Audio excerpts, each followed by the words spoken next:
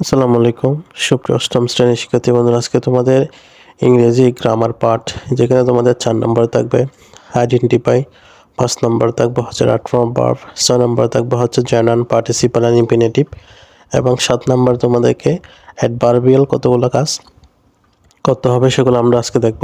আমরা সর্বপ্রথম দেখব হচ্ছে 4 নম্বরে, যেখানে তোমাদের এখানে প্রথমে বলা হচ্ছে যে 4 নম্বর, যেমন আমরা এখানে দেখতে পাচ্ছি হচ্ছে যেমন এখানে লেখা আছে read the polling pages and identify 5 successive device and using the test and analysis the purpose of doing them sentence। মানে হলো এই যেখানে যে কতগুলো সংযোজন, কতগুলো শব্দ রয়েছে সেগুলোকে আমাদেরকে বাহির করে তারপরে সেভাবে পাশে আমাদের অন্য একটা বাক্য লিখতে হবে। যেমন আমরা এটার উত্তর দেখতে পাচ্ছি, আমরা উত্তর দেখার আগে একটু যদি এখানে আমরা প্যাসেজটা দেখি, যেমন এখানে সুহেসিভ ডিভাইস প্রথম হচ্ছে আদারওয়াইজ, তারপর হবে অ্যাট দ্য সেম টাইম, তারপর হবে রিপিটলি, তারপর হবে তারপর হচ্ছে রিপিটলি, ফর ইনস্ট্যান্স, তারপর হচ্ছে সো, তারপর হচ্ছে লাস্ট অফ অল।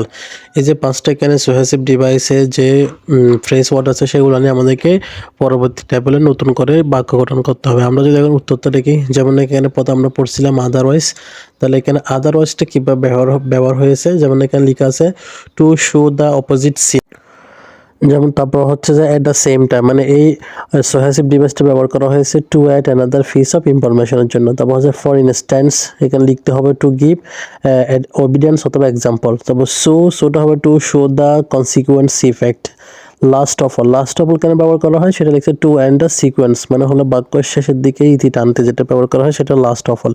তাহলে এভাবে এদিক থেকে পেসেজ থেকে এগুলো নেওয়ার পরে কেন এগুলো ব্যবহার হয়েছে সে সম্পর্কে বাকি টেবলে লিখতে হবে। তারপর আমরা দেখবো 5 নম্বর হচ্ছে right from verb. Right from verb তোমাদের এত কঠিন না, এখানে গ্যাপের ভিতরে মানে প্রথমে ব্র্যাকেটের ভিতরে কতগুলো শব্দ থাকবে সেগুলোকে সামান্য পরিবর্তন করতে হবে। আমরা যদি এখন 5 নম্বরের উত্তরটা দেখি, যেমন নাকি প্রথমে এ নাম্বারে আছে হচ্ছে বি, তাহলে বির জন্য আমাদেরকে লিখতে হবে ইস। বি বার্ফের জন্য এম ইস আর ওয়াসের উপর সেখানে ফার্স্ট পার্সন ছিল সেজন্য ইস হয়েছে। তারপর হচ্ছে যে তারপর ব্যবহার হয়েছে ক্যান থেকে ক্যান রিস হয়েছে। তারপর হচ্ছে পার্টিসিপেট, এটার সাথে বারবার সাথে এস হয়েছে পার্টিসিপেটস। তারপর হচ্ছে বিবার পাওয়ার আছে সেখানে ইস বসবে। তারপর আবার বিবার আছে সেটা প্রেজেন্ট টেন্স সেজন্য ইস বসবে। এন রিস এর সাথে বারবার সাথে এস যুক্ত হয়েছে, থার্ড পারসন সাবজেক্ট হয়ে যাবে এন রিস এস হয়েছে। তারপর হচ্ছে প্রমোটের সাথে প্রমোটের পরিবর্তন হয়ে প্রমোটস, বারবার সাথে হবে প্রোভাইডের সাথে বারবার সাথে প্রোভাইডস। সে এটা হচ্ছে বারবার ফোন ছিল বারবার টু সেট হবে মোবালাইজ, তারপর হচ্ছে বারবার টু মোবালাইজড হবে।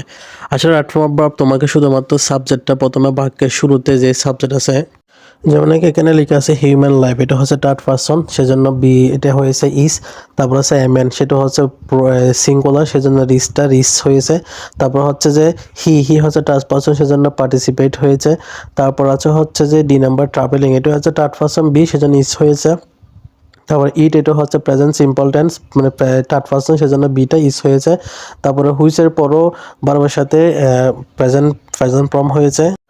তারপর হচ্ছে যে তারপর হচ্ছে কি অ্যান্ড প্রমিস, বারফের আগে মানে অ্যান্ডের রুল আগে যেটা প্রোভাইড বারফ ওয়ান, তারপরে বারফ ওয়ানেই হবে।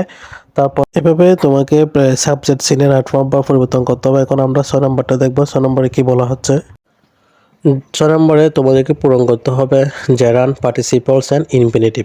তাহলে জেরান পার্টিসিপল ইনফিনিটিভ কীভাবে করতে হবে, খুবই সিম্পল। এখানেও তোমাদের ব্র্যাকেটের ভিতরে 2টা শব্দ থাকবে, একটা টু ভার্ব যেটাকে বলা হয় জেনান্ট, তারপর হচ্ছে পার্টিসিপল ভার্বের সাথে যেটা আইএনজি হয়। তারপর আমরা যদি তোমাদেরকে সহজ আমি বোঝার জন্য বলে দিচ্ছি, যেমন নাকি এখানে প্রথমে লেখা আছে Mila was eager to writing her first novel. এখানে ইজার বারফ হচ্ছে ওয়াজের পর ইজার যেটা আছে এটা হচ্ছে বারফ ওয়ান, তার সাথে আবার যখন বারফ হয়েছে তাহলে বারফের সাথে আইনজি, মানে বারফের পরে বারফ থাকলে সেটা বারফের সাথে আইনজি করতে হবে, টু বারফ হবে না। তারপর হচ্ছে উই স্পেন্ড উইকস, বারফ আছে তারপরে লিখতে হবে টু। তারপর আমরা যদি তারপর দেখি আফটারের পরে এটা হচ্ছে বারফের শুরুতে থাকলে বারফের সাথে আইনজি হবে।